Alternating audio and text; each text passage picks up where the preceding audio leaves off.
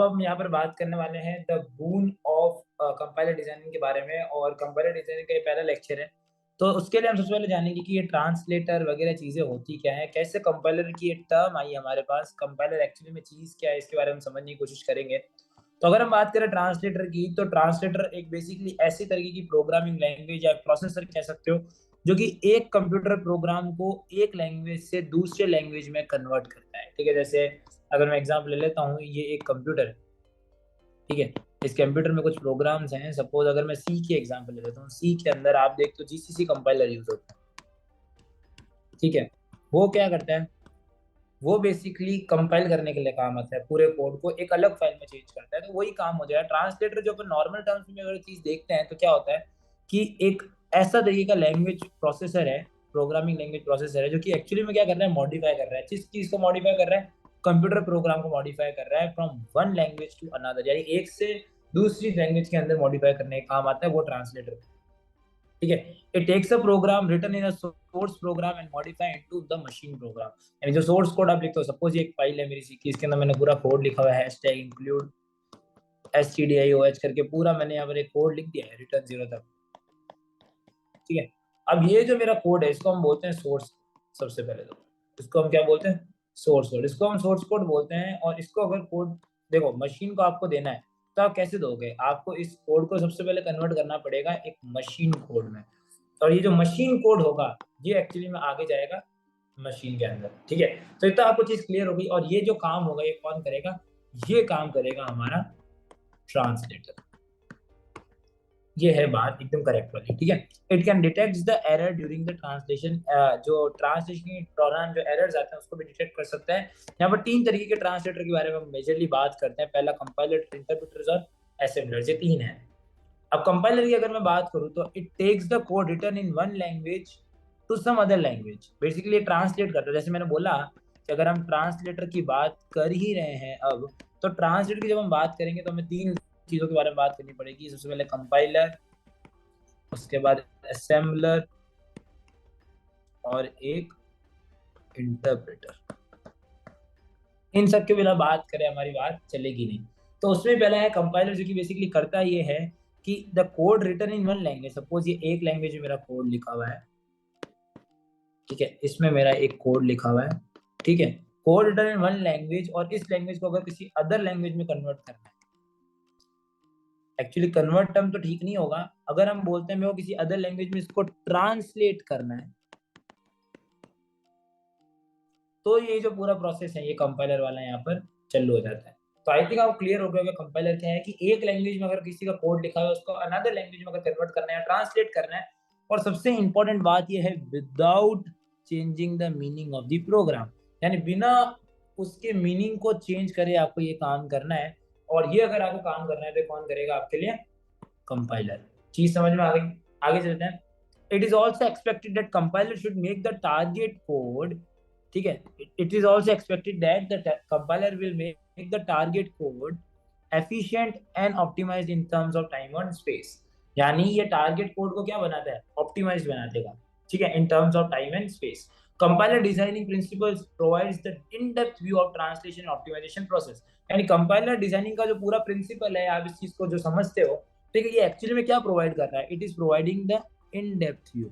और किसका in depth view, of translation and optimisation process. Moreover अगर मैं बात बताऊं, it covers the basic translation mechanism and error detection recovery. ये कंपाइलर डिजाइनिंग के एक तरीके से आप एडवांटेज मान सकते हो गाइस। ठीक है, और अगर मेरे को इनको लिखना हो, मैं किस तरीके से लिखूंगा, इन सबका क्या मतलब है, सबसे पहला इसका एडवांटेज क्या है, मेक टारगेट कोड एफिशिएंट। दूसरी बात क्या है, ऑप्टिमाइज्ड। तीसरी बात क्या है,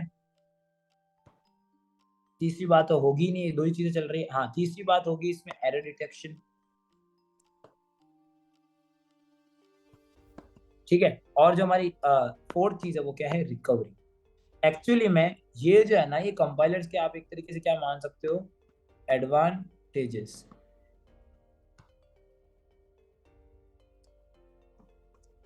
समझ गए मेरी बात। ठीक है, आप ये नीचे देख ही सकते हो कि एडवांटेजेस ऑफ कंपाइलर में अगर अपन आ ही रहे हैं, यहाँ पर आप चीजें नोटिस कर सकते हो कि the compiler translates the program in a single run, it consumes less time, CPU utilisation is more, both synthetic and semantic error can be checked concurrently, it is easily supported by many high level languages like C, C++, Java and etc. तो ये चीज आप लोग देख ही रहे हो, ठीक है। अगर मैं बात करूँ अब इंटरप्रेटर की, ठीक है, तो इंटरप्रेटर क्या चीज है, द सॉफ्टवेयर बाय विच, अब देखो कंपाइलर क्या हो रहा था कि ये एक बार इसने पूरा कोड लिया, ये सपोज मेरी एक सोर्स कोड की फाइल है, ठीक है, ये मेरी एक सोर्स कोड की फाइल है, ठीक है, और इसने क्या किया, सिंगल रन में पहले इसको पूरे को ये रीड करेगा, ठीक है, इस पूरे को रीड करेगा और इसको कन्वर्ट कर देगा मशीन कोड में। बट अगर मैं बात करूंगा हमारी इंपॉर्टेंट चीज की, जो कि इंटरप्रेटर, ये किस तरीके का ट्रांसलेटर है, ये बेसिकली क्या करेगा, इस सोर्स कोड को लाइन बाय लाइन चेक करेगा, एक एक लाइन चेक करेगा और उसको आउटपुट देता रहेगा। तो ये जो लाइन बाय लाइन की चेकिंग है ना, जो ये इंटरप्रेटर करता है, जैसे पाइथन में होती है चीज, ठीक है, ये जो प्रॉपर चीज है ये इंटरप्रेटर का काम है, यानी translates the code line by line, basically यही चीज है। देखो यहाँ पर तो software is the conversion of high level instructions, देखो यहाँ पर मैंने लिखा हुआ है नीचे की तरफ, अगर आप देखोगे कि the conversion of high level instruction perform line by line to the machine level instruction. चीज समझ में आ रही है, लाइन लाइन बाय लाइन चीजें हो रही है। कंपाइलर के अंदर अपन ने क्या चीज करी थी पता है, कंपाइलर ने अपन ने एक काम करा था, अगर मैं यहाँ पर एक बेसिक सा ब्लूइश सा थोड़ा कलर ले लेता हूँ, हाँ, तो कंपाइलर में हमने क्या किया था, कंपाइलर में हम लोगों ने बेसिकली उसको सिंगल रन में लीड किया था। अगर हम ऊपर वापस देखते थे, आप ये देख सकते हो, इन अ सिंगल रन अपने ये काम कर दिया था। बट अगर हम बात करते हैं इसकी इंटरप्रेटर की, तो हमने यहाँ पर लाइन बाय लाइन किया है। If any error is found, अगर इस केस में अगर यहाँ पर कोई भी एरर पता हमें लग जाता है, तो ये करेगा क्या, उसी समय एग्जीक्यूशन को स्टॉप कर देगा और उसी लाइन पे स्टॉप कर देगा कि यहाँ पर आपके एरर आ रहे हैं, इसको आप पहले फिक्स करो तो अपन नेक्स्ट पे चलेंगे। ये इस तरीके से काम करता है, ठीक है। ये भी हाई लेवल को लो लेवल में करता है, बट ये लाइन बाय लाइन करता है, और वो जो हमारा कंपाइलर है ये सिंगल रन में पूरा चेक करता है। चीज समझ में आ गई, आगे चलते हैं। एडवांटेजेस ऑफ इंटरप्रेटर, जैसे कि मैंने बात करी, कंपाइलर में सिंगल रन था, यहाँ पर लाइन बाय लाइन हो रहा है, ये स्मॉलर इन साइज हो रहा है, कंपाइलर थोड़ा बिगर इन साइज होता है, ठीक है। ये कंज्यूम लेस टाइम, ये consume more time, because line by line check कर रहा है।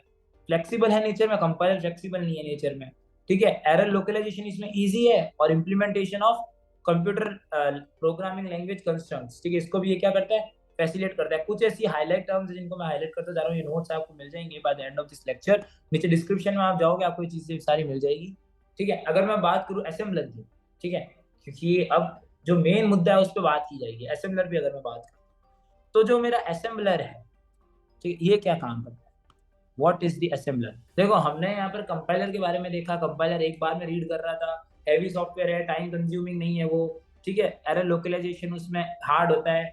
लेकिन हमारा जो इंटरप्रेटर था ये टाइम कंज्यूमिंग है, ठीक है, बट ये लाइन बाय लाइन चेक करता है, इंस्ट्रक्शन को सिंगल रन में चेक नहीं करता है, फ्लेक्सिबल है, एरर लोकलाइजेशन इसमें आसान है, ठीक है, और ये फैसिलिटेट भी करता है implementation of computer programming language construct. But अब असेंबलर क्या है, असेंबलर क्या चीज है, तो हम पहले समझते हैं ये व्हाट इज असेंबलर। तो assembler basically is used to translate the program written in assembly language into a machine code, यानी जो बेसिकली हमारी असेंबली लैंग्वेज में अपन कोड लिखते हैं, असेंबली लैंग्वेज को अगर हमें कन्वर्ट करना पड़े किसके अंदर, मशीन कोड में, तो ये जो काम होगा ये कौन करेगा मेरा, ये मेरा काम करेगा असेंबलर। चीज समझ में आ गई। It is used to translate, it is used to translate a program written in assembly code to a machine code. The source program is an input of an assembler, यानी अगर हम source program की देखेंगे वैसे input काम करता है assembler का, और it contains the assembly language instruction, और इसमें क्या होता है, assembly language instructions होते हैं, और इन इंस्ट्रक्शन को बेसिकली किसमें कन्वर्ट करते हैं, मशीन लैंग्वेज इंस्ट्रक्शंस, ठीक है। अब आपके दिमाग में आया होगा कि यार ये भावा मशीन लैंग्वेज क्यों हो रहा है, बिकॉज ये कंप्यूटर है, ठीक है, ये मैं कंप्यूटर की बात करता हूँ, ठीक है, इस ये केवल 0 और 1 में ही हो सकता है, ये आपको ही पता है, ठीक है। बट अगर मैं बात करूँ कि यहाँ सामने एक यूजर है, ये यूजर क्या बोलता है, या तो ये हिंदी बोलता है, ठीक है, या ये इंग्लिश बोलता है, या ये संस्कृत बोलता है, ठीक है, यही लैंग्वेज के अंदर बात होती है, और भी काफी लैंग्वेजेस है पूरे वर्ल्ड में, बट ये इससे बातचीत कैसे करेगा कंप्यूटर से? तो इसके एक बीच का रास्ता निकाला गया। क्या निकाला गया? कि हमारे पास ये जो लैंग्वेजेस है, जो कंप्यूटर की लैंग्वेजेस है, इनको टर्म नाम दिया गया लो लेवल लैंग्वेजेस। ठीक है, जो कंप्यूटर बहुत अच्छी तरीके से अंडरस्टैंड कर सकता है। ठीक है, वहीं पर एक और टर्म आई जिसको हमने बोला हाई लेवल लैंग्वेजेस। कुछ ऐसी लैंग्वेजेस बनाई गई, जैसे हाई लेवल में सपोज इंग्लिश के अंदर ही चीजें लिखी हुई हो, सपोज एक ऐसी लैंग्वेज में केवल इंग्लिश में आप कमांड देते हो, बट क्या वो इंग्लिश कमांड डायरेक्टली इस कंप्यूटर को समझ में आते हैं? नहीं आते ना। तो इसके लिए हम क्या करेंगे कि इस लैंग्वेज को कंपाइल करेंगे। क्या करेंगे? कंपाइल करेंगे, इंटरप्रेट करेंगे, या असेंबलर से उसके ऊपर ऑपरेशन करेंगे। क्यों? जिससे हम इस लैंग्वेज को कन्वर्ट कर सके लो लेवल लैंग्वेज में, जो कि कंप्यूटर इस चीज को समझ सके। ये पूरा प्रोसेस है कि क्यों हम ये काम कर रहे हैं। आई थिंक चीज समझ गए होंगे आप। ठीक है, तो ये चीज ध्यान रखना, assembler is basically the first interface enable to communicate with the human and machine, जो की बात मैंने आपको बताई। अब यहाँ पर डिफरेंस कंपाइलर और इंटरप्रेटर का इंपॉर्टेंट क्यों हो जाता है? इसीलिए हो जाता है बिकॉज इसमें काफी लोग गलत भी करके आते हैं एग्जामिनेशन के अंदर, जिसमें टर्म में चीज भी बहुत ईजी है। तो कंपाइलर में ढंग से एक बार देखना, हम सामो साम हमने उसके डिफरेंसेस को भी लिस्ट आउट किया है इस डॉक्यूमेंट में, और ये डॉक्यूमेंट आपको मिल जाएगा फ्री ऑफ कॉस्ट नीचे, और आप इसको एक्सेस कर सकते हो। It translates the entire source in a single run. ये सिंगल रन में नहीं करता, लाइन बाय लाइन में करता है।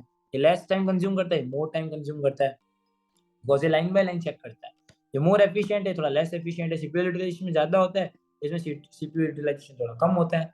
ठीक है, बोथ सिंथेटिक और semantic error can be check simultaneously. इसमें only synthetical errors can be check, only synthetical errors ही चेक कर सकता है ये। ठीक है, ये सिमेंटिक भी चेक कर सकता है और सिंटैक्टिकल भी चेक कर सकता है, ये दोनों काम कर सकता है मतलब। ठीक है, कंपाइलर थोड़ा बड़ा होता है, इंटरप्रेटर थोड़ा स्मॉल होता है, फ्लेक्सिबल बिल्कुल नहीं होता कंपाइलर, वेयर एज ये जो होता है ये फ्लेक्सिबल होता है। समझ में आ रही है मेरी बात? ठीक है, एरर लोकलाइजेशन इसमें डिफिकल्ट होता है, इसमें एरर लोकलाइजेशन थोड़ा इजी होता है। ठीक है, the presence of error can make whole code reorganise. इसमें क्या होगा कि the presence of error causes only the part of code to be reorganise, यानी केवल अब पार्ट ऑफ कोड को रीऑर्गेनाइज करना पड़ेगा, इसमें पूरे के पूरे कोड को ही तुम्हें रीऑर्गेनाइज करना पड़ेगा। The compiler is used in any used by language C, C plus plus, और it is used by languages such as Java and Python. ठीक है, चीज समझ में आ गई? देखो एग्जांपल बहुत इंपॉर्टेंट है, एग्जांपल जरूर लिस्ट आउट करके आना। तो अगर आपके पास किसी मार्क्स का भी क्वेश्चन आता है, आप उसको उसके हिसाब से एडजस्ट करके इसमें लिख सकते हो। ओके, आगे चलते हैं। अब आता है लैंग्वेज प्रोसेसिंग सिस्टम के अंदर। लैंग्वेज प्रोसेसिंग सिस्टम क्या होता है पूरा का पूरा, उसके बारे में बात करने वाले हैं। तो जो लैंग्वेज प्रोसेसिंग सिस्टम होता है बेसिकली क्या होता है, computer system is made up of hardware and software. इस चीज पे आपको एग्री होना पड़ेगा, बिकॉज हमारा जो कंप्यूटर सिस्टम है या तो किससे बना होता है, या तो उसमें हार्डवेयर होते हैं और या इसमें सॉफ्टवेयर होते हैं, इन दोनों से मिलकर कंप्यूटर सिस्टम बनता है। So we write the program in high level languages easier to understand, जो कि मैं तुम्हें बता ही चुका हूँ। तो एक्चुअली में चीज प्रोसेस होता क्या है वो हमने यहाँ पर थोड़ा लिस्ट आउट किया। सबसे पहले आपका जो सोर्स कोड होता है वो लेता है प्री प्रोसेसर। सोर्स कोड सबसे पहले किसके अंदर जाता है? प्री प्रोसेसर के अंदर। प्री प्रोसेसर से जब आपका कोड वापस आता है तो उसको हम बोलते हैं प्री प्रोसेस्ड कोड। वो देन जाता है कंपाइलर के अंदर, कंपाइलर से टारगेट असेंबली कोड निकलता है, टारगेट असेंबली कोड असेंबलर में जाता है, वहां से रीअलोकेटेबल मशीन कोड निकलता है, उसके बाद वो लिंकर में जाता है, लिंकर से आपका एग्जीक्यूटेबल मशीन कोड निकलता है, वो लोडर में जाता है, और वो फिर एंटायरली मेमोरी के अंदर चला जाता है। तो ये जो पूरी है ना चीज, इसको अपन बोलते हैं लैंग्वेज प्रोसेसिंग सिस्टम। यानी प्री प्रोसेसर से प्री प्रोसेस कोड आया, प्री प्रोसेस कोड आगे कंपाइलर में गया, कंपाइलर से टारगेट असेंबली कोड आया, टारगेट असेंबली कोड जो था असेंबलर में गया, असेंबलर से रीअलोकेटेबल मशीन कोड आया, वहां से वो लिंकर में गया, फिर एग्जीक्यूटेबल मशीन कोड आया। तो इस तरीके से चीजें हो रही है, आपको चीज आई थिंक समझ में आ गई होगी। ठीक है, तो ये है प्रॉपर पूरा खेल। ठीक है, स्टार्ट होता है हमारे सोर्स कोड से। ठीक है, थोड़ा मैं इसको ऐसा कलर करता हूँ जिससे दिखे। स्टार्ट होता है हमारे सोर्स कोड से, सोर्स कोड के बाद हमारे पास आता है प्री प्रोसेसर। इसको याद कैसे रख सकते हैं? पी, थोड़ा तरीका निकालते हैं कैसे इसको याद रखना है। P C A L L M, जैसे L L B L L M होता है ना वकील की पढ़ाई के अंदर, वैसे हम इसको याद रखेंगे P C A L L M, P C A L L M, पकालम। ठीक है, पकालम। जैसे लैंग्वेज प्रोसेसिंग सिस्टम आती है, हम खाने में क्या खाएंगे, पकालम, यानी pre processor, compiler, assembler, linker, loader, और पहले मेमोरी। पहले लिंक करेंगे, फिर उसको लोड करेंगे, फिर उसको मेमोरी में डालेंगे। इस तरीके से आप याद रखोगे तो आपको चीज़ें याद रहेगी। अब हम एक एक करके इसके बारे में बात करते हैं। पहले बात करते हैं प्री प्रोसेसर के बारे में। तो प्री प्रोसेसर एक ऐसा टूल है which includes input for the compilers. ठीक है, सिंपल सी बात है, मैं हाईलाइट चीज़ें बता रहा हूँ आपको कि प्री प्रोसेसर हमारा एक ऐसा टूल है जिसके अंदर क्या होता है, input for the compilers. It deals with the macro processing, augmentation और फाइल इंकर्जन और लैंग्वेज एक्सटेंशन। ठीक है, तो इस चीज के बारे में ध्यान रखना, macro processing, augmentation, file incursion, language extension और एक्सेट्रा। अगर हम बात करते हैं इंटरप्रेटर के बारे में, बिकॉज सबसे पहले हमारा क्या आया, प्री प्रोसेसर, फिर आएगा हमारा कंपाइलर या इंटरप्रेटर, दोनों चीज या ये चीज आएगी। ठीक है, दो चीजें होती है मेन, तो यही आएगी। जो आपका असेंबलर है ये तो आएगा ही आएगा, लेकिन नेक्स्ट पार्ट। ठीक है, आगे चलते हैं। Interpreter, it translates the high level into low level. ठीक है, the only difference lies in the way they read the source code or input. It reads the whole source code at once, जो कि हम बात कर ही चुके हैं। ठीक है, ये चीज हम बता चुके हैं। असेंबलर के बारे में हम समझ चुके हैं कि भाई असेंबली लैंग्वेज प्रोग्राम को मशीन कोड में कन्वर्ट करता है। लिंकर हमारे लिए थोड़ा नया है। लिंकर क्या चीज है वो देखते हैं। तो what does the linker mean, जो इसका वर्ड है उससे हम पकड़े, लिंक, यानी किसी ना किसी चीज को क्या करता है, लिंक करने के लिए काम आता है। हम आगे जाते हैं। It links and merges the various objects file together in order to make an executable file. यानी ये बहुत सारी ऑब्जेक्ट फाइल्स को एक साथ मर्ज कर देता है to create an executable file. कैसी फाइल बनाना चाहता है, एग्जीक्यूटेबल फाइल। चीज समझ में आ गया। All these file might have been compiled by separate assemblers. ये जितनी भी फाइल्स होती है ये कैसे कंपाइल की जाती है, बाय सेपरेट असेंबलर्स। अलग अलग असेंबलर्स को यूज करके इन फाइल्स को कंपाइल किया जाता है। ठीक है, the major task of a linker is to search. Linker का जो मेजर टास्क है वो क्या है, to search and allocate, to locate reference modules, routines in a program and to determine the memory location where these code will be loaded. यानी पहला तो इसका काम क्या हो गया, देखो ढंग से समझते हैं। पहला तो इसका काम क्या हो गया कि ये क्या करता है, it links and merges various objects file together.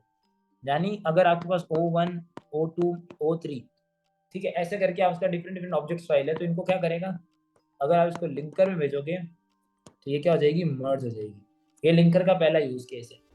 ठीक है, और ये मर्ज क्यों करता है, ये मर्ज करके उसकी क्या बनाता है, EXE फाइल बनाता है। अगर आपको नहीं पता EXE फाइल क्या होता है, तो आपके पास जो सेटअप होते हैं सारे EXE फाइल्स में। ठीक है, अब ऐसा जरूरी नहीं है कि ये जब लिंक किया गया है तो उस समय जो इसका कंपाइलेशन हुआ है, जब इसको लिंक करा गया उस समय इसका जो कंपाइलेशन हुआ, C1, C2, C3, देखो अलग अलग तरीके से कंपाइलेशन हो सकता है ना। तो अब वो अलग अलग तरीका क्या होगा कि ये जो असेंबलर है ना, separate assembler, suppose A1, A2, A3, इससे क्या समझ में आया कि जो तेरे ऑब्जेक्ट 1 फाइल है, ठीक है, जो तेरी ऑब्जेक्ट 1 फाइल है वो जो कंपाइल हुई है वो A1 असेंबलर को यूज करके, यानी ये डिफरेंट डिफरेंट सेपरेट असेंबलर्स को यूज करके भी कंपाइल हो सकती है। इसका जो मेजर टास्क है वो क्या है, to search and locate reference modules और रूटीन्स इन अ प्रोग्राम। यानी बेसिकली क्या करता है, पहले सर्च करता है या लोकेट करता है, ढूंढता है किस चीज को, रेफरेंस्ड मॉड्यूल्स को या रूटीन्स को। और ये क्या पता लगाता है, it determines the memory location where these code will be loaded. वो मेमोरी लोकेशन जहां पर ये कोड क्या होंगे, लोडेड होंगे। लोडर क्या चीज है, a part of operating system and it is responsible for loading executable file into the memory and execute them. यानी बेसिकली क्या करता है, अब लोडर लिंक मतलब लिंक करके बना दिया जो अपने ये प्रोसेस किया। अब आता है लोडर। लोडर क्या चीज करता है, ढंग से देखना। लोडर क्या काम करेगा, अभी आपको सब चीज समझ में आ जाएगी क्लियर। लोडर बेसिकली कर क्या रहा है, ये ऑपरेटिंग सिस्टम वो पार्ट है जो कि क्या करता है, ये जो तुम्हारी जो EXE फाइल आई है, अभी EXE फाइल आई कहाँ से है, ये आई है तुम्हारी लिंकर से।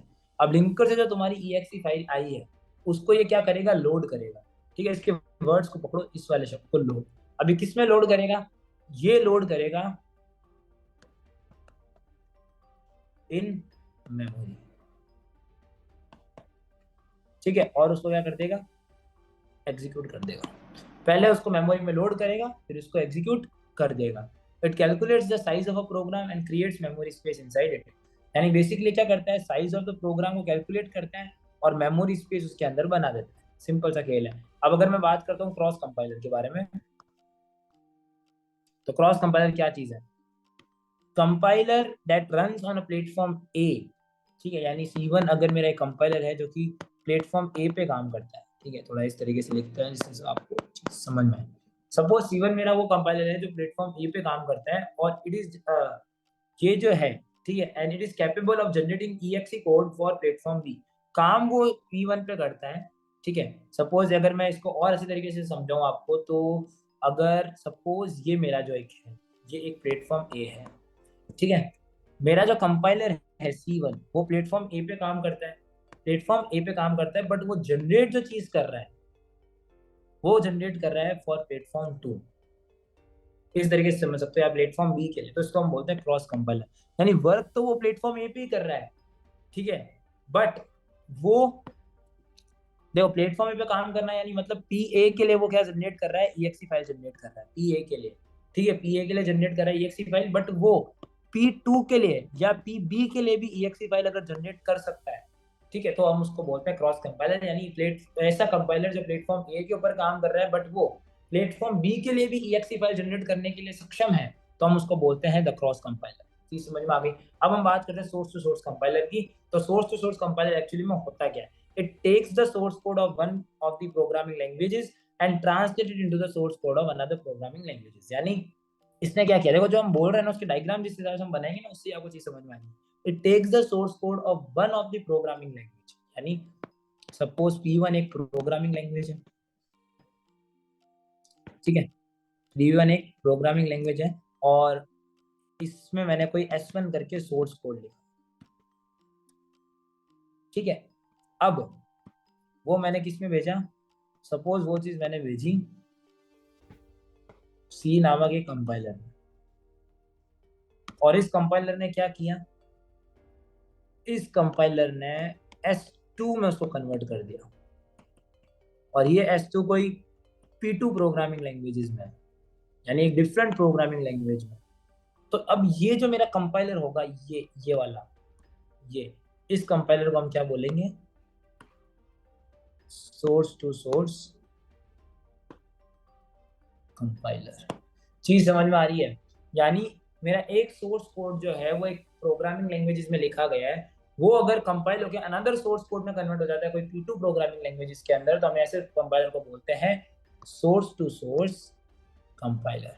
चीज समझ में आ गई क्या सोर्स टू सोर्स कंपाइलर होता है? अगर मैं बात करूं फेजेस ऑफ कंपाइलर की, फेजेस ऑफ कंपाइलर, कंपाइलर के फेजेस क्या होते हैं, तो आप देखें ना इस चीज को ढंग से, कि फेजेस ऑफ कंपाइलर में क्या होता है, there are 6 phases of the compiler, 6 phases होते हैं कंपाइलर के, ठीक है। Every phase takes the input from previous stage and feeds the output of the next stage of the compiler। जैसे हमने लिंकर लोडर देखा था, each step handles a reasonable simple logical and well defined task। यानी basically ये बोल रहा है कि अगर सपोज मेरा एक स्टेज है S1, एक स्टेज है S2, तो S1 से जो इनपुट आएगा ना वो S2 के लिए, S1 के लिए जो आउटपुट आएगा, ठीक है, वो जो है वो इनपुट होगा किसके लिए? S2 के लिए। ऐसे करके ये आगे कैरी फॉरवर्ड होता रहता है डिफरेंट डिफरेंट स्टेजेस के अंदर। हर स्टेप एक रीजनेबल सिंपल और लॉजिकल वेल डिफाइंड टास्क को हैंडल करता है, ठीक है।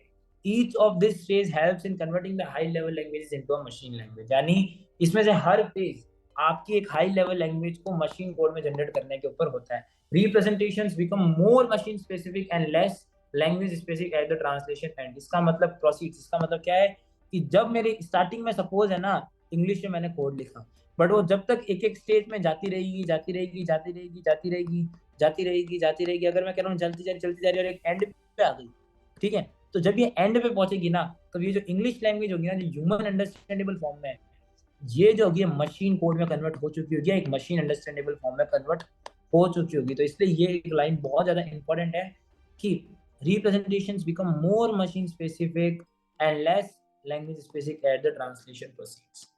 समझ में आ गई मेरी बात? अब हम बात करने वाले हैं लेक्सिकल एनालाइजर के बारे में। तो अगर हम बात करते हैं लेक्सिकल एनालिसिस के बारे में, तो लेक्सिकल एनालिसिस क्या बोलता है? इट इज द फर्स्ट, पहली जो इसकी लाइन अगर हम पढ़ते हैं तो ये कहता है it is an interface of the compiler, यानी ये कंपाइलर का इंटरफेस है। Scans the input source program, यानी जो मेरा सोर्स प्रोग्राम है उसको ये क्या करता है? स्कैन करता है and it uses the rules for breaking a sentence into the sequence of words. यानी अगर मैं एक सेंटेंस जैसे राम is eating food, और इसको अगर मैं एक सेंटेंस को डालता हूँ लेक्सिकल के अंदर, तो वो किसमें तोड़ेगा, इसको इस वर्ड में तोड़ देगा, like Ram is eating food, अलग अलग वर्ड्स में तोड़ देगा लाइक दिस। चीज समझ में आ रही है? तो ये एक लेक्सिकल एनालाइजर का एक सिंपल सा मैंने आपको काम दिखाया है, एक बेसिक, बहुत बेसिक सा एनालाइजर दिखाया है मैंने। तो generates the sequence of tokens for the next phase, and this process is known as tokenization, and it is the most important thing when it's come to the compiler designing. What is tokenization? So eventually what the tokenization means, the tokenization is nothing but it generates the sequence of tokens for the next phase. चीज समझ में आ गई? Next phase के लिए sequence of tokens को generate करता है ये। अगर मैं आपको प्रॉपर्ली बताऊं तो इसका काम यही है कि नेक्स्ट फेज के लिए क्या करेगा, टोकन्स को जनरेट कर देगा। ओके, मैं यहाँ पर एक अच्छा सा हाईलाइट कलर निकाल रहा हूँ जिससे अपने लिए इजी हो चीज़ों को और अच्छी तरीके से समझने के लिए। तो मैंने एक हाईलाइट कलर अच्छा सा निकाल दिया है, और अगर मैं यहाँ आता हूँ तो मेरे को ये हाईलाइट कलर दिख जाएगा। तो basically it is generated implicitly using the finite automata, यानी हम यहाँ पर इसको यूज करते हैं, फाइनाइट ऑटोमेटा को यूज करते हैं। चीज समझ में आ गई? इट एलिमिनेट्स, ये क्या क्या चीजें हटा देता है, comments, white spaces, blank spaces, tab, new line, ये इन सबको रिमूव कर देता है। ठीक है, कमेंट्स को रिमूव करेगा बिकॉज ये वो चीज जंक चीजें हैं जो हमें सिस्टम को नहीं दे रही है, जंक है। मैं इनको कहता हूँ जंक, बिकॉज आप एक मिनट के लिए चीज सोचो, कमेंट्स क्या, जो आप कमेंट्स लिखते हो पाइथन के अंदर, क्या आगे काम आने वाले, क्या उसको कंप्यूटर को बताना है? हमें नहीं बताना ना, इसको हटा देंगे। जो आपने ब्लैंक स्पेसेस दिए हैं, व्हाइट स्पेस, क्या वो काम आएगा कंप्यूटर के? उसको हम हटा देंगे। ठीक है, क्या हमने टैब दिया हुआ है, जो टैब के डिफरेंसेस दिया, काम आएंगे? नहीं आएंगे, हम इसको भी हटा देंगे। क्या जो नेक्स्ट लाइन हमने फालतू दी हुई न्यू लाइन उनको काम आएगी? नहीं आएगी, तो वो भी हम हटा देते हैं। हम उसको कंसाइज वे में कन्वर्ट कर देते हैं जिससे कोई कंफ्यूजन नहीं हो। It classifies the tokens into classes like constraints, reserve words. ठीक है, इनके अंदर ये चीज तोड़ दी जाती है। Then they make their entry into the table, then उसको हम किसमें एंट्री देते हैं? टेबल्स में। अब यहाँ पर एक टर्म आती है सिंटेक्स एनालिसिस। लेक्सिकल एनालाइजर आप समझ के, सिंटेक्स एनालिसिस क्या होती है? It takes the tokens from the syntax analysis and it validates the syntactical correctness, corrects the constructs the parse tree और फ्लैग सिंटैक्टिकल एरर। यानी अगर कोई भी सिंटैक्टिकल एरर आती है, ठीक है, इसने क्या करा, वो जो टोकन्स की लिस्ट थी उसको अपने अंदर लिया। मैं इसको ऐसे बोल रहा हूँ, इसने अपने अंदर ये चीज ली और उससे उसने क्या करा, पार्स ट्री को जनरेट किया। किसको जनरेट किया? Parse tree. और उस ट्री में अगर कोई भी गड़बड़ थी, जो कि सिंटैक्टिकल गलती थी, उसको इस चीज ने क्या कर दिया? फ्लैग। ठीक है, ये इंपॉर्टेंट चीज है। The main goal behind this phase is to check that source code was written by the programmer is correct और नॉट। यानी जो प्रोग्रामर ने सोर्स कोड लिखा है वो क्या सही है या गलत है। अब अगर मैं सिमेंटिक एनालिसिस की बात करूं, then it is too hard for the compilers. ठीक है, too hard for compilers. Compiler do not have any sort of intelligence and capabilities like human. Compiler do perform the operation and analysis to understand the meaning of the catch inconsistencies. It do the following stuff. अब ये करती क्या कि ये important है, हम एक एक करके इसको देखते हैं। Apply the semantics of the language, type checking, apply the scope rules of the language। यानी 3 काम करती है बेसिकली। कौन कौन ये काम करता है? सिंटैक्टिकल एरर्स के बाद अब आता है सिमेंटिक एरर्स। तो ये सिमेंटिक एनालाइजर जो है, ये क्या चीजें करता है? बिकॉज हमारी कहानी कहाँ से स्टार्ट हुई अगर अपन देखें, सबसे पहले हमने क्या किया, जो हमारे सेंटेंस था या हमारा जो कोड था, सोर्स प्रोग्राम, वो हमने दिया सबसे पहले हमारा लेक्सिकल एनालिसिस को। लेक्सिकल ने टोकन जनरेट करे, ये टोकन्स गए सिंटैक्स एनालाइजर। यहाँ से फ्लैग हुए ऐसे वर्ड जो कि हमारे काम के नहीं है, फिर वो गए। अब जो यहाँ से क्या हुआ, जो बाकी वर्ड्स थे फ्लैग वाले थे, रुक गए और बाकी आगे चले गए सिमेंटिक के अंदर।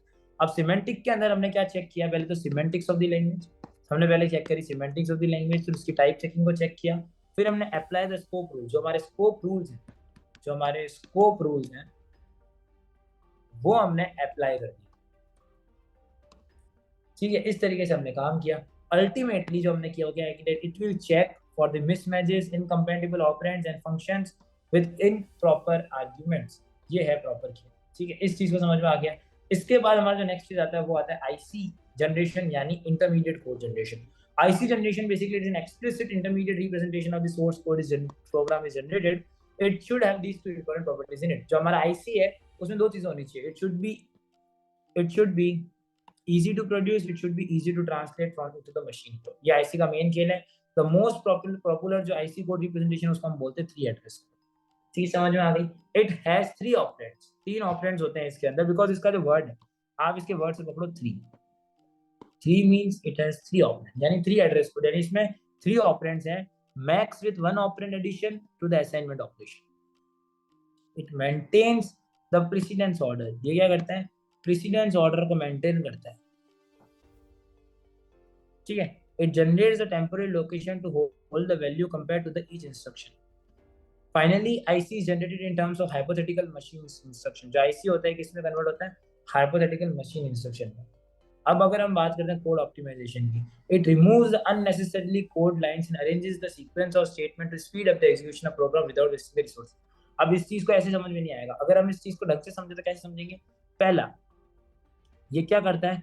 It removes the unnecessarily code lines. ये पहला है. पहले उसने क्या करा? जो unnecessarily code lines उसको रिमूव करा. फिर arranges the sequence of statements. ठीक है, ये दूसरी. अब इससे होता क्या है? जब ये दो चीजें हो जाती है यानी पहला जो अननेसेसरी कोड लाइन रिमूव भी हो गई और सीक्वेंस और स्टेटमेंट्स के अंदर अरेंजमेंट भी हो गया, ये दोनों मिलके क्या करेंगे? ये दोनों मिलेंगे तो हमारा जो एग्जीक्यूशन ऑफ प्रोग्राम है ये स्पीड अप हो जाएगा. और ये कैसे होगा? Without wasting the resources. चीज समझ में आ गई? It improves the IC code and generate faster running code and requires less space. ठीक है, यानी यहाँ पर हमने क्या बोला? पहला, अगर मैं नीचे की तरफ लिखूं तो मैं यहाँ तरफ लिखता हूँ पहला, improves IC code, generates faster running code. Predefined target language templates are used to generate the final code. जो predefined target language templates हैं वो भी यूज किए जाते हैं वापस इस चीज को जनरेट करने के लिए. अब टेक्निक्स जो कि कोड ऑप्टिमाइजेशन के लिए यूज होती है अगर हम उसमें बात करें, बिकॉज अब यहाँ से हमारा बैक वो नेक्स्ट फेज स्टार्ट हो जाता है. तो अब यहाँ से हम बात करेंगे कोड ऑप्टिमाइजेशन और कोड जनरेशन की. तो पहले तो कोड ऑप्टिमाइजेशन चीज क्या होती है वो हम देखते हैं. तो कोड ऑप्टिमाइजेशन बेसिकली क्या करता है? Redundant code elimination, local optimisation, global optimisation है. ये सारे तरीके के टेक्निक्स हैं. इसको हम कैसे याद रखेंगे? रलगांव. ऑप्टिमाइजेशन करने किसको बुलाया? रलगांव को बुलाया. रलगांव आ जाओ. तो रलगांव में पहला क्या? Redundant code elimination, L local optimisation, G global optimisation, A algebraic optimisation, O optimisation in loops. ठीक है, ये चीज समझ आई? ओ से लूप याद रखना. ये जो है ये ट्रिक है किस तरीके से आप इस टेक्निक को याद रख सकते हो. अगर ऑप्टिमाइजेशन करना है तो रलगांव को बुलाएंगे. Redundant code optimisation, redundant code elimination, sorry. L stands for local optimization, G stands for global optimization, A stands for algebraic optimization, O stands for optimization in loops. Clear है? अब अगर हम बात करते हैं कोड जनरेशन के बारे में, तो कोड जनरेशन का क्या प्रोसेस है? It generates the objects code. पहली चीज तो क्या है? Generate the object code. अब ये ऑब्जेक्ट कोड क्या होता है? Target language code. ठीक है, the main objective of this phase is to allocate the storage and generate relocatable machine code. यानी ये जो स्टोरेज को एलोकेट करना और रीएलोकेटेबल मशीन कोड को जनरेट करना कोड जनरेशन का पार्ट है. It allocates the memory location for the variable. ये मेमोरी लोकेशन का वेरिएबल को एलोकेट करने के लिए काम आता है. The instruction in IC code is converted into the machine language. जो हमारे 3 एड्रेस कोड है, अगर हम आईसी कोड में अगर देखें सबसे पॉपुलर 3 एड्रेस कोड है, 3TC जो है हमारा, ये किसमें कन्वर्ट होता है? मशीन इंस्ट्रक्शंस के अंदर कन्वर्ट होता है. The code generated by this is executed to take inputs and generates the expected outputs. यानी ये क्या करता है? इसके अंदर जो कोड जनरेट होता है वो क्या करता है? इनपुट्स को पकड़ता है और आउटपुट्स को जनरेट करता है. इस चीज को ध्यान रखना. The predefined machine language templates are used to generate the final code और द मशीन कोड. ठीक है, machine instructions, addressing modes and sequence registers are used. Symbol table management की अगर मैं बात करूं, it's the data structures holding the information about all the identifiers and the fields of attributes of the identifier.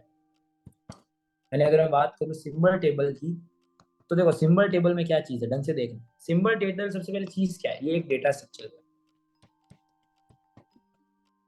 ये हमारा क्या है? Data structure है. ये डेटा स्ट्रक्चर है जो कि क्या होल्ड करता है? क्या करता है? होल्ड करता है. क्या होल्ड करता है? इंफॉर्मेशन. अब बात आती है किसकी इंफॉर्मेशन ये होल्ड करता है? तो इंफॉर्मेशन होल्ड करता है about identifiers with the fields of attribute, identifier की विथ फील्ड्स ऑफ एट्रीब्यूट्स। इन सबको ये क्या करता है, होल्ड करता है। It is used to update all the phases of compiler, यानी it is used and updated by all the phases of compiler. It stores the name type size and relative offset of the variable data structures with minimum searching time is preferable. ठीक है, वो हम use करते हैं किस चीज के लिए, वो हम यूज करते हैं सिंबल टेबल मैनेजमेंट के लिए। समझ में आ गई। अब अगर हम बात करते हैं फेजेस ऑफ कंपाइलर के बारे में, ठीक है, तो फेजेस ऑफ कंपाइलर क्या चीज है उसके बारे में हम बात करेंगे, और डिफरेंट डिफरेंट जो इसके पासेज है उसके बारे में हम बात करते हैं। ठीक है, पहला आता है पासेज इन कंपाइलर। इसमें सबसे पहला क्या होता है, one complete scan of source code. ठीक है, यानी एक पूरा कंप्लीट पास, इस बारे में हम बात करते हैं। ठीक है, अब यहाँ पर अपन और क्या कर रहे हैं से देखो, it is a portion of one or more phases combined into a module called a pass. यानी यहाँ पर हम क्या कर रहे हैं, एक या एक से ज्यादा जो भी फेजेस है उनको कंपाइल करके एक पास बना है। चीज समझ में आ गई। अब यहाँ पर दो पासेस होते हैं कंपाइलर के। ठीक है, पहले देखो दो पासेस क्या होता है, पहले होता है वन पास कंपाइलर और एक होता है मल्टी पास कंपाइलर। ठीक है, दो पासेस के बेसिस पे कंपाइलर को डिवाइड किया गया है। अब यहाँ पर जो वन पास कंपाइलर होता है वो हमारा किस तरीके से प्रोसीड करता है वो हम देखते हैं। वन पास कंपाइलर जो होता है इसके अंदर क्या करते हैं, कंबाइन करते हैं या ग्रुप करते हैं किसको, all the phases of compiler design in a single module. सारे जो भी फेजेस थे जो भी अपन ने जिसकी बात करी उसको एक बार में, कोड ऑप्टिमाइजेशन से लेके और रिडंडेंट टेबल जितने भी अभी अपन ने पढ़े हैं, लेक्सिकल एनालाइसिस, सब फेजेस को अपन एक ही बार में जब कंप्लीट कर लेते हैं एक ही पास में, वो होता है वन पास कंपाइलर। ठीक है, इस तरीके के पासेस जो होते हैं ना बेसिकली ये होते हैं through a compilation using exactly once, केवल एक बार में हो जाता है, faster and smaller than one pass compiler. ठीक है, ये चीज समझ में आ गई। यानी वन पास में एक बार में सारे फेजेस यानी जो है वो कंप्लीट कर लिए। मल्टी पास के अंदर क्या करा अपन ने, compiler that process the source code or abstract single tree of a program multiple times, यानी एक से ज्यादा बार वो करता है। वन पास केवल एक बार में काम कर देता है, ये क्या करता है उसको बार बार करके देखता है। Each pass puts the result of its processing in an easy to use form which is called as intermediate code. यानी हर पास हमारा जो होता है वो आईसी के अंदर आगे कोड को स्टोर करता है, बेसिकली ये है खेल। ठीक है, and it is equivalent to the source code. ठीक है, ये बार बार करता है काम इसको। फर्स्ट पास में क्या होता है, it is the first pass refer to the front end analytical part और प्लेटफॉर्म इंडिपेंडेंट। ठीक है, वहीं पर अगर मैं बात करूं मल्टीपल पास थे, बैक एंड सिंथेसिस और प्लेटफॉर्म डिपेंडेंट। ठीक है, ये प्लेटफॉर्म इंडिपेंडेंट नहीं है। फर्स्ट पास में हम पहले फ्रंट एंड में बात करते हैं, एनालिटिकल पार्ट देखते हैं। मल्टी पास में हम बैक एंड के बारे में देखते हैं, सिंथेसिस के बारे में देखते हैं, प्लेटफॉर्म डिपेंडेंसी के ऊपर देखते हैं। जो हमारा फर्स्ट पास है, ठीक है, जो आपका फर्स्ट पास है उसके अंदर क्या क्या चीजें आती है, इसके अंदर जो फेजेस आते हैं वो आते हैं लेक्सिकल एनालाइजर, सिंटैक्स और सिमेंटिक। ठीक है, इसके बारे में हम बात कर ही चुके हैं। Analytical part means that all the phases analyze the high level language and convert them into three address code। यानी एनालिटिकल पार्ट मतलब क्या है कि जितने भी फेजेस हैं वो सारे हाई लेवल लैंग्वेज को एनालाइज करें और उसको कन्वर्ट करें थ्री एड्रेस कोड के अंदर। चीज समझ में आ गई। Platform independent because the output of first pass was three address code which is useful for every system. Platform independency कैसे है, बिकॉज जो हमारा आउटपुट आएगा, जो हमारा आईसी कोड का आउटपुट आएगा जिसको हम थ्री एड्रेस कोड भी हम बोलते हैं, ये जो थ्री एड्रेस कोड होगा ये सारे सिस्टम के लिए यूजफुल होगा। इसीलिए ये जो है इसको बेनिफिशियल और प्लेटफॉर्म इंडिपेंडेंट बोला गया है। मल्टीपल पास, ठीक है, मल्टीपल पास में जैसे मैंने बोला है बैकएंड से प्लेटफॉर्म इंडिपेंडेंट बात करती है। यहाँ पर हम किसके बारे में बात करते हैं, कोड ऑप्टिमाइजेशन और जनरेशन के बारे में, ये बैकएंड वाला हिस्सा होगी। ठीक है, ये क्या करता है, थ्री एड्रेस कोड को इनपुट लेता है और उसको कन्वर्ट करता है लो लेवल लैंग्वेज में। इसका खेल यही है। जो हमारा पहला पास था, पहले पास ने बेसिकली क्या करा, हमारा जो आउटपुट आएगा वो आएगा थ्री एड्रेस कोड या आईसी कोड। अब ये जो हमारा आउटपुट है इसको कौन लेने वाला है, इसको हमारा लेगा मल्टी पास, या तो थ्री एड्रेस कोड या आईसी कोड लेगा तो यही। ठीक है, और उसको फिर कन्वर्ट कर देगा किसके अंदर, इसका जो आउटपुट आएगा वो आएगा एक मशीन कोड। बात खत्म हो जाती है। ये प्लेटफॉर्म डिपेंडेंट क्यों, बिकॉज ये मशीन पे डिपेंड कर रहा है। ठीक है, अब हम बात करते हैं बूटस्ट्रैपिंग के ऊपर। बूटस्ट्रैपिंग क्या चीज है, it's a process in which a single language is used to translate more complicated system into in turn handle more complicated। अब देखो ये जो चीज है ना ये आपको कम समझ में नहीं आएगी, मैं आप कैसे समझूंगा ये चीज, मेरी बात सुनो।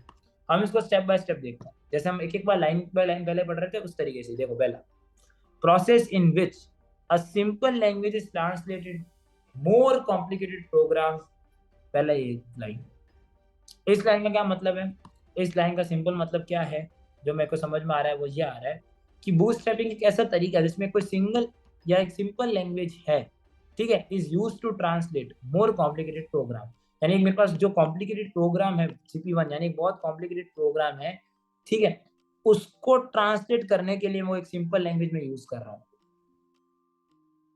ठीक है, यानी मैंने एक सिंपल लैंग्वेज से यूज करके एक कॉम्प्लिकेटेड प्रोग्राम को ट्रांसलेट किया, which in turn may handle more complicated programs, can further handle even more complicated programs on। यानी जैसे सपोज एक बात करो कि एक सिंगल लैंग्वेज जो थी, ठीक है, उससे मैंने एक कॉम्प्लिकेटेड प्रोग्राम को ट्रांसलेट करा, ठीक है, अब ये जो था इसने दूसरे कोई कॉम्प्लिकेटेड प्रोग्राम को और ट्रांसलेट किया जो कि इससे भी ज्यादा कॉम्प्लिकेटेड था, फिर इसने जो नेक्स्ट कॉम्प्लिकेटेड प्रोग्राम को ट्रांसलेट किया वो इससे भी ज्यादा कॉम्प्लिकेटेड था, तो इस तरीके से चलता गया आगे आगे।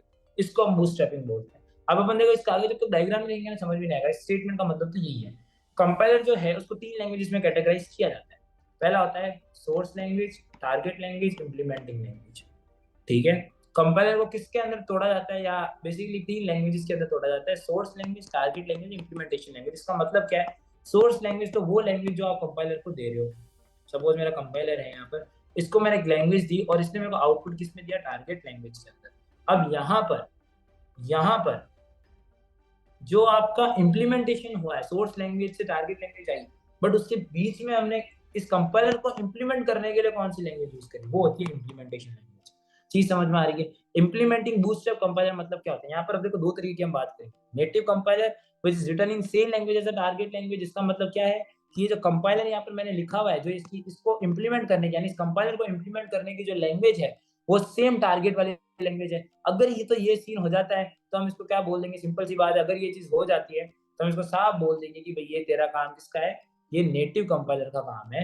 यानी जो टारगेट लैंग्वेज है वो टारगेट लैंग्वेज जो है उसी से ही आपका कंपाइलर बना हुआ है। बट अगर मैं एक लाइन बोलूँ, क्लियरली आपको एक लाइन बोलता हूँ कि अगर ये केस नहीं है, मैं अगर यहाँ पर ये केस नहीं मानता हूँ, ठीक है, यही मैं यहाँ पर चीज रखता हूँ नीचे, इसी डायग्राम को नीचे रखता हूँ, ठीक है, इसी डायग्राम को नीचे रखता हूँ। और यहाँ पर मैं एक चीज छोटा सा करूंगा, वो ये करूंगा कि ये जो है ना इसको मिटा दूंगा। यानी जो मेरा कंपाइलर है वो अब टारगेट लैंग्वेज पे नहीं बना हुआ है, कोई और ही अदर लैंग्वेज में बना हुआ है, तो इस वाले को हम बोलेंगे क्रॉस कंपाइलर। चीज समझ में आ गई?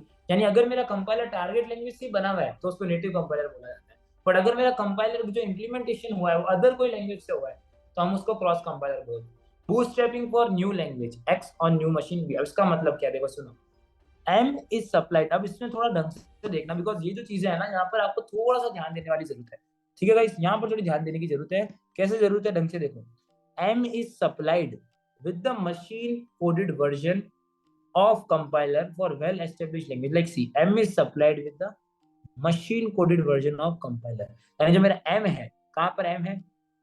ये M जो मशीन है मेरी, इस मशीन को किससे सप्लाई किया गया? Machine coded version of compiler. चीज समझ में आ गई? Then the production of compiler for one dream language X is achievable by writing the new compiler say X to M। ये नेटिव कंपाइलर वाली बात है। नेटिव कंपाइलर वाले में क्या हो रहा है? देखो ढंग से सुनना। नेटिव कंपाइलर के अंदर जो मेरा कंपाइलर है वो किससे इंप्लीमेंट हुआ है? Target language. जैसे यहाँ पर देखो, एक कंपाइलर है यहाँ पर एक्स लैंग्वेज को एज ए सोर्स लैंग्वेज लेता है और एम कोड को एज ए टारगेट देता है, ठीक है। और ये जो कंपाइलर है ये सी लैंग्वेज में किसी में बना हुआ है। ये जो मेरा कंपाइलर है ये तो एक तरीके से क्रॉस कंपाइलर है। कौन सा वाला? जिसको मैं देखो पिंक कलर से हाईलाइट कर रहा हूँ, ये क्रॉस कंपाइलर। वहीं पर अगर मैं बात करता हूँ नेक्स्ट कंपाइलर की, जो मेरा नेक्स्ट कंपाइलर है जो क्या कर रहा है? सी लैंग्वेज को एज एन, इस लैंग्वेज को, सी लैंग्वेज को क्या ले रहा है? एज एन इनपुट ले रहा है और उसको एम कोड यानी मशीन कोड में कन्वर्ट कर रहा है। और ये जो कंपाइलर है ये खुद मशीन कोड में ही बना है। ये जो एक तरीके का कंपाइलर है ये आपका नेटिव कंपाइलर है। पहले मेरे ढंग से बात सुनना, आपको सब चीजें समझ में आ जाएगी, ठीक है। वहीं पर ही एक और कंपाइलर है सामने मेरे, इसको मैं ब्लू कलर से मार्क करूंगा। ये कंपाइलर एक्स को ले रहा है एज अ सोर्स लैंग्वेज और मशीन कोड में कन्वर्ट कर रहा है। अब ये जो मशीन कोड में कन्वर्ट कर रहा है उसी से ये कंपाइलर खुद इंप्लीमेंट हुआ है। तो अब ये भी एक तरीके का कैसा कंपाइलर है, नेटिव कंपाइलर है। अब मैंने यहाँ पर मेरा एक कंपाइलर है, सपोज ये रेड वाला ए कंपाइलर है मेरा, या पिंक वाला ए कंपाइलर है, और ये मेरा बी कंपाइलर है, और इन दोनों को मैंने यूज किया, इन दोनों की जो अचीवेबल लैंग्वेजेस है जिसमें कंपाइलर बने हुए हैं उनको मैंने यूज किया और एक नया कंपाइलर बना दिया, ये वाला। चीज समझ में आ रही है आपको? ये मैंने चीज बना दी, ये एक नई चीज बना दी मैंने इन दोनों को कंबाइन करके। ये जो है ना, ये एक एग्जांपल है बूटस्ट्रैपिंग का। बूटस्ट्रैपिंग यानी मेरे पास जो चीज ऑलरेडी है उसी को यूज करना। मेरे पास ये था, मैंने दोनों कंबाइन करा, एक अलग तरीके का कंपाइलर बनाया। इस तरीके से खेल होता है। यानी मेरा पहला कंपाइलर था वो एक्स को एम कोड में करने की पावर रखता था, दूसरा जो मेरा कंपाइलर था वो एक्स को एम कोड में करने की पावर रखता था, लेकिन जो मेरा बी कंपाइलर था ये इंप्लीमेंट हुआ था एम कोड के अंदर, जो मेरा ए कंपाइलर था वो सी के अंदर हुआ था।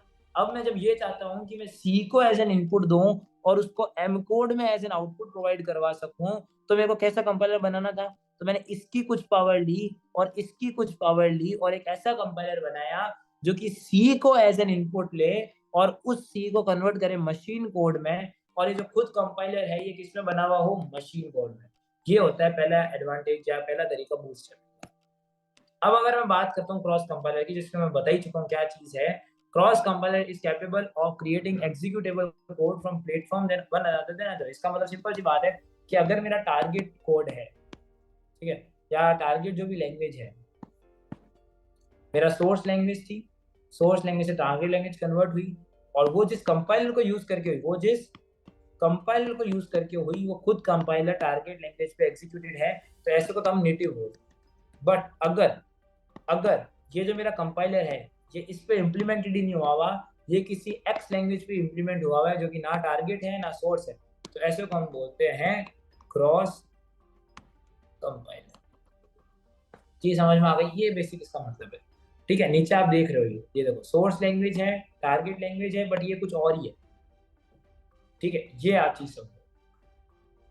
ठीक है, अब बात आती है फाइनाइट ऑटोमेटा की। तो फाइनाइट ऑटोमेटा का क्या काम है? It is use to recognise pattern. Finite automata क्या काम आती है? पैटर्न्स को रिकॉग्नाइज करने के लिए काम आती है।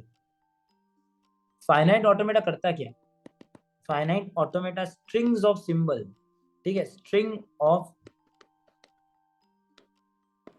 सिंबल को एज एन इनपुट देता है और उसकी स्टेट को चेंज करता है, change it's state accordingly.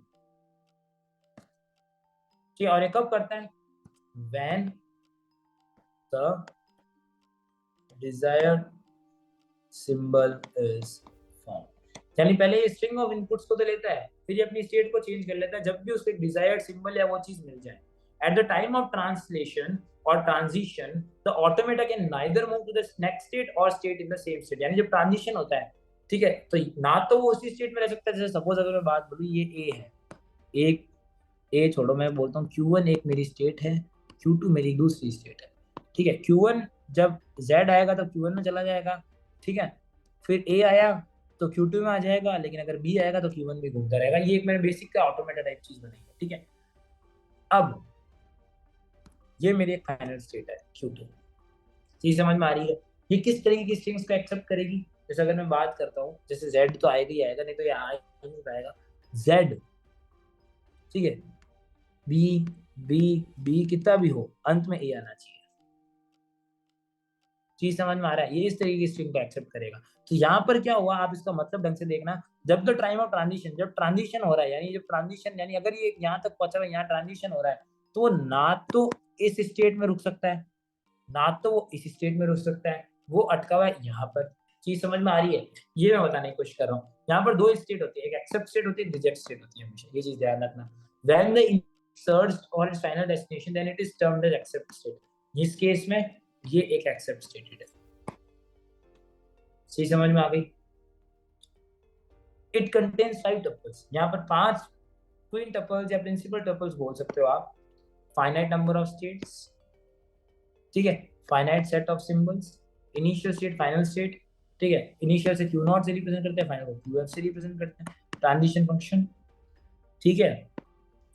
Initial input of symbols, Q को फॉर सेट से रिप्रेजेंट करते हैं, ठीक है। इनपुट्स को हम क्यू एन या इस तरीके से रिप्रेजेंट कर देंगे।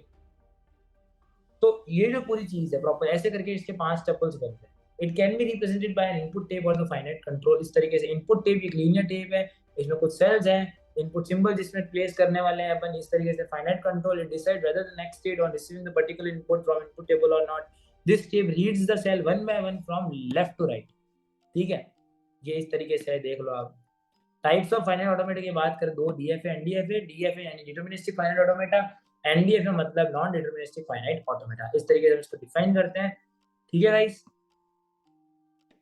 अगर मैं प्रॉपर तरीके से वापस बात करूं आगे और इसको हाईलाइट कर सकूं इंपॉर्टेंट चीजें आपके लिए इसके अंदर, तो आप इसको देखना ढंग से। There are two type of finite automata, DFA और एनडीएफए। डीएफए के अंदर आपको फुल फॉर्म एक तो याद रखना, डिटरमिनिस्टिक फाइनाइट ऑटोमेटा, एक unique sense of the computation, the machine goes from one state only for a particular input character, ठीक है। ये नल मूव को बिल्कुल एक्सेप्ट नहीं करेगी। अगर मैं एनडीएफए की बात करूं, then stand for non deterministic finite automata. It can accept null moves और it transfer any number of state for particular input. ये केवल एक ही स्टेट में जाके खत्म होगी। डिटरमिनिस्टिक स्टेट है यानी मेरे को पता है कितनी तरीके की स्टेट्स हैं इसकी, ठीक है। यानी स्टेट्स क्या है, डिटरमिनाइंड है। पर्टिकुलर इनपुट कैरेक्टर के लिए एक है, यानी कि इससे क्या मतलब समझते हो आप, जैसे अगर क्यू और एक क्यू नॉट है, तो क्यू नॉट अगर मैं नहीं लूँ यहाँ पर, अगर मैं इसको क्यू वन दे देता हूँ, क्यू नॉट इनिशियल स्टेट इसको दे देता हूँ और क्यू टू दे देता हूँ, क्यू टू मेरी फाइनल स्टेट, ठीक है। अब मैं क्या बोल रहा हूँ कि जो मेरा क्यू नॉट है ये ए आने पे क्यू वन पे जाएगा और बी आने पे क्यू टू पे चला जाएगा। चीज समझ में आ रही है। पर एक फिर क्यू वन पे ए आएगा, इधर आ जाएगा, बी पे वापस या खुद भी आ जाएगा। अब यहाँ पर 2 मिनट के लिए चीज सोचो, मैंने कहीं पे भी ये चीज नहीं बोली कि क्यू नॉट पे अगर वापस ए आ जाता है और बी आ जाता है तो दोनों में चला जाएगा, नहीं। मैंने एक लेटर की एक ही स्टेट फिक्स करी हुई है, ढंग से देखना। कैसे पता लगा कि जब मेरा ए आएगा तो वो क्यू वन में चला गया। चीज समझ में आ रही है। जब मेरा ए आएगा तो वो क्यू वन में चला जाएगा, जब मेरा बी आएगा तो इसमें चला जाएगा। मैंने कहीं ये नहीं बोला कि ए और बी जब वापस यहाँ बी आएगा तो इधर भी जा सकता, मैंने नहीं बोला ना कि बी आएगा तो इधर भी जा सकता है। मैंने क्या बोला, ए आएगा तो इधर जाएगा और बी आएगा तो इधर जाएगा। यानी एक एक ही स्टेट मैंने फिक्स कर दी। बट अगर मैं बोलता कि नहीं, ए आएगा तो इधर भी जा सकता है, इसका बी आया तो इधर भी जा सकता है, बी आएगा तो इधर भी जा सकता है, तो क्या होता, तो गड़बड़ हो जाती। कैसे गड़बड़ हो जाती, यहाँ पर मैंने एक ही सिंबल की डिफरेंट डिफरेंट स्टेट्स बता दी। मतलब एक ही सिंबल जो आपका यहाँ पर चीज लिखी है, one state only for one input character, but यहाँ पर दो मल्टीपल हो रही है, तो ये एनडीएफ है, ये नॉन डिटरमिनिस्टिक फाइनल ऑटोमेटा हो जाता है। और जो मैंने पहले बनाया था वो डीएफए था। चीज समझ में आ गई बात। आगे चलो लेक्स के अंदर। Lex is a tool which generates lexical analyser. यानी लेक्स एक वो टूल है जो ये जनरेट क्या करता है, यहाँ बड़े और भी खतरनाक है। लेक्स क्या जनरेट कर रहा है,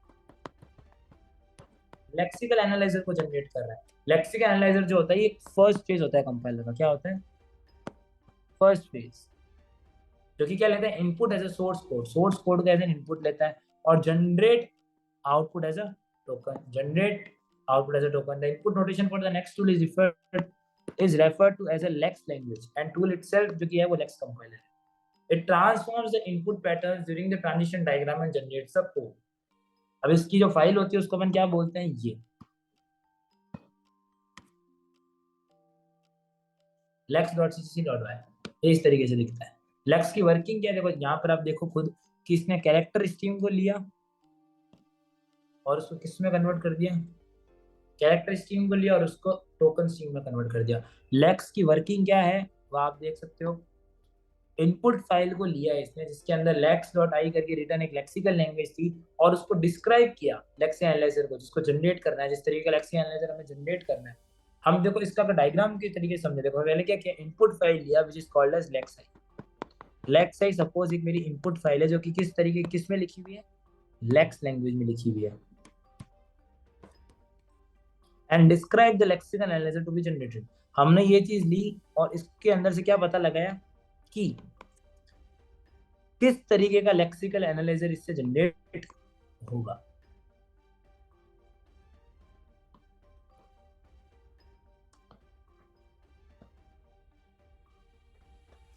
ठीक है, ये मैंने काम कर दिया। Lexic the lex compiler transform the lex I to C program. जो मेरा लेक्स कंपाइलर था इसने लेक्साई फाइल ली और उसको कन्वर्ट करा सी प्रोग्राम में, और इसको हमने क्या रीनेम किया, lex.yy.c। Later the file is compiled by C compiler. अब ये इस फाइल को हमने सी कंपाइलर में भेजा, और सी कंपाइलर ने इस फाइल को कंपाइल करके क्या दिया, एक फाइल दी जिसका हमने नाम था a.out। ठीक है, तो C compiler output is working lexical analyser that can take a stream of input characters and produce a stream of tokens. तो यहाँ आप देख सकते हो कैसे हुआ, वापस पूरा प्रोसेस समझो। पहले lex.i जो तुम्हारी फाइल थी वो लेक्स कंपाइलर में गई, उससे सी प्रोग्राम में कन्वर्ट हुई। अब वो जो सी प्रोग्राम था उसको सी कंपाइलर में भेजा और वहां से ये ए आउट में कन्वर्ट हो गई। ये एक लेक्स की वर्किंग है, प्रॉपर चीज समझ में आ गई। ये देख सकते हो आप, ये इसका पूरा प्रोसेस है, नीचे आप देख लो पूरा। ए डॉट आउट ने फिर अपने इनपुट स्ट्रीम पास की सीक्वेंस ऑफ टोकन जनरेट किया। ये प्रोसेस बहुत इंपॉर्टेंट है। लेक्स फाइल का जो फॉर्मेट है ये इस तरीके से दिखता है कुछ। ठीक है, आप इसके अंदर सारे डिक्लेरेशंस करते हो। ठीक है, इस वाले अंदर अगर आप ऐसा आप बनाते हैं अपन, तो इस वाले में अपन डिक्लेरेशन करते हैं। पहले में डिक्लेरेशन होंगे, ठीक है, फिर वापस हम इस तरीके के बनाएंगे दो, इसमें रूल्स लिखेंगे, और यहाँ पर लिखेंगे ऑक्सिलरी फंक्शंस। डिक्लेरेशन में डिक्लेरेशन ऑफ वेरिएबल्स करेंगे। ट्रांसलेशन के अंदर है द फॉर्म पैटर्न और एक्शंस। ऑक्सिलरी के अंदर they are used in the actions. Alternatively the functions can be compiled separately and loaded with the lexical analyser, इस तरीके से। अब यहाँ पर हमारे पास आता है पहला Y wrap. It is called by the lex to return 1 if input is finished else 0। देखो ये क्या करेगा, सुनना मेरी बात, इसको हम क्या बोलते हैं, कॉल्ड बाय लेक्स। इसको कौन बुलाता है, वाई रैप को बुलाता है खुद लेक्स टू। और अगर मेरा इनपुट खत्म हो गया तो ये 1 रिटर्न कर देगा, और अगर नहीं हुआ तो 0 रिटर्न करेगा। इसका ये खेल है। ठीक है, वाई रैप क्या करता है कि अगर मेरा इनपुट कंप्लीट हो गया, रैप मतलब रैप करना, अगर मेरा इनपुट कंप्लीट हो गया तो 1 रिटर्न कर देगा, नहीं तो ये 0 रिटर्न कर देगा। वाई लेक्स भी फंक्शन है, ये क्या काम आता है, वाई लेक्स काम आता है इनपुट स्ट्रीम को रीड करने में और जनरेट करने में टोकन्स। ठीक है, ये वाई लेक्स क्या करता है, इनपुट को रीड करता है और टोकन्स को जनरेट करता है। वाई टेक्स्ट क्या करता है, वाई टेक्स्ट बेसिकली क्या करता है, pointer to the input stream. ये क्या है, पॉइंटर, किसका, pointer to the input stream. Error coverage strategy के बारे में बात कर लेते हैं फटाफट। क्या होती है एरर रिकवरी स्ट्रेटजीज, तो एरर रिकवरी स्ट्रेटजीज में हम लोग क्या बात करते हैं, it is used by the parser to recover the error once it is detected. यानी ये क्या काम आता है, ये पार्सर क्या करता है, यूज्ड बाय द पार्सर, इसको यूज करता है to recover the error once detected. एक बार एरर डिटेक्ट हो गई तो उसको रिकवर करने के लिए। अब देखो panic mode recovery, once the error is found the parser intends to find designated set of synchronized token by discarding the input system one at a time। यानी अगर ये एरर एक बार पकड़ में आ जाती है तो पहले पार्सर क्या करता है, the parser intends to find designated set of synchronized token by discarding input symbols one at a time। यानी ये designated set of synchronized token को क्या करता है, फाइंड करता है। किसको फाइंड करता है, designated set of synchronized token, और जो इनपुट सिग्नल्स होते हैं उनको एक बार के लिए क्या कर देता है, डिस्कार्ड भी कर देता है ये। The synchronizing tokens are delimiters, semicolon, whose role in the source program is very clear. When the parser finds an error in a statement, it ignores the rest of the statements by not processing the input। यानी अगर इसको error मिल गया तो क्या कर देगा, पूरे को इग्नोर कर लेगा। This is the easiest way of error recovery. ऐसा नहीं कि एरर को कैरी फॉरवर्ड करेगा। ठीक है, ये क्या करता है, ऐसी चीजों को ढूंढता है ना, designated set of synchronised tokens को ढूंढता है। सिंक्रोनाइज्ड टोकन वो टोकन है जो एक प्रोग्राम के बहुत बेसिक, जैसे सेमीकोलन हो गया, ये चीजें हो गई। अगर इनको ऐसी चीजें दिखती है तो हाथों हाथ एग्जीक्यूशन वही रोक के पूरे को एरर घोषित कर देता है। एडवांटेजेस क्या है, सिंप्लिसिटी है, इनफाइनाइट लूप भी कभी नहीं आता। डिसएडवांटेज क्या, एडिशनल एरर्स कभी चेक नहीं हो पाती। ठीक है, कुछ इनपुट सिंबल्स की एरर होती है वो भी चेक नहीं हो पाती। Phase level recovery, phase level recovery क्या चीज है, parser performs local correction on remaining input and error is detected. When parser finds an error, it tries to take corrective measures so the rest of the input statement will be allowed to the parser to parse error। यानी अगर इसको कभी भी error मिलता है, जहां पर इसका सिर्फ एक ही जो पैराग्राफ है या एक ही लाइन इसकी इंपॉर्टेंट है, ये When parser finds an error, it tries to take corrective measures so that the rest of the inputs of the statement allow parser to parse ahead. यानी ये अगर इसको कभी भी एरर मिलता है ना तो उस पर करेक्टिव मेजर्स ले लेता है।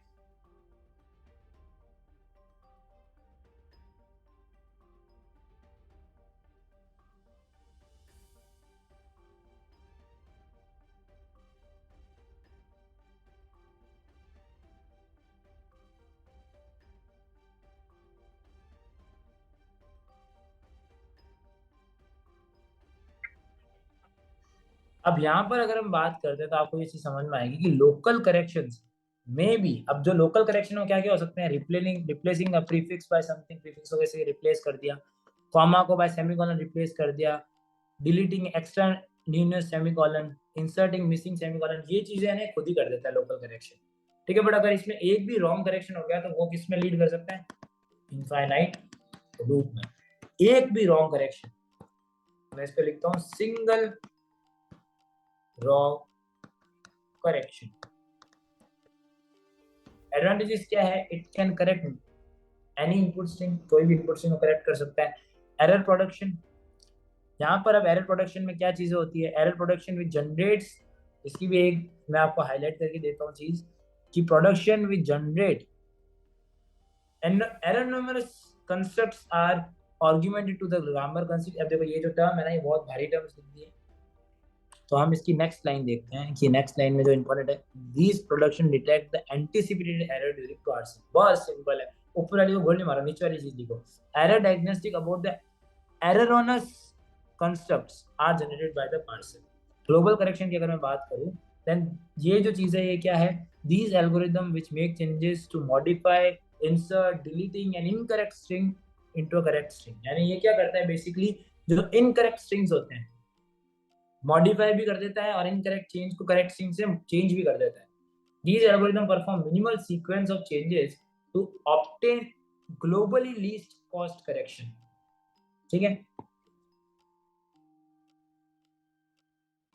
the transformation may be insertions, deletion और changes of the tokens. इसके एडवांटेजेस क्या है, it has been used for phase level recovery। ठीक है, डिसएडवांटेज क्या है, this strategy is too costly to implement।